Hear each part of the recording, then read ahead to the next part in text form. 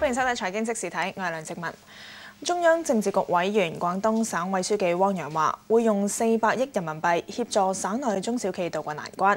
佢又提到，喺總理溫家寶南巡之後，中央經濟政策已經轉變，未來廣東省會作出配合。梁心欣報道。據了解啦，400億嘅支援措施主要係基建配套同電費補貼。工業總會話，面對生產成本上升，舒緩措施只係治標唔治本。估計陸續會有更加多嘅工廠要北移甚至結業。楊子聰報道。港股微跌，結束連續4日嘅升市，成交顯著縮減。連升3日嘅匯豐亦都倒跌收市，資金轉投有消息跟尾嘅世界股。古素蘭報道。內地股市喺窄幅上落，滬深300指數企穩2900點，滬深300指數收市報2904點，跌6點；上證綜合指數收市跌15點，報2846點。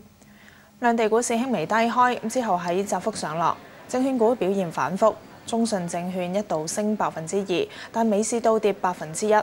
炒迪士尼概念嘅陸家嘴喺升過6%之後，尾市亦都倒跌。中石油、中石化有回吐，收市跌超過1%。為咗增加市場透明度，證監會即日開始定期喺網上公佈每個月嘅大小非限售股減持情況。首次發布嘅資料顯示，從06年6月至今年嘅6月，獲解禁股數超過800億股，當中接近30%嘅股份已經喺市場出售，而上個月減持嘅市值佔兩地交易量縮減到唔夠1%。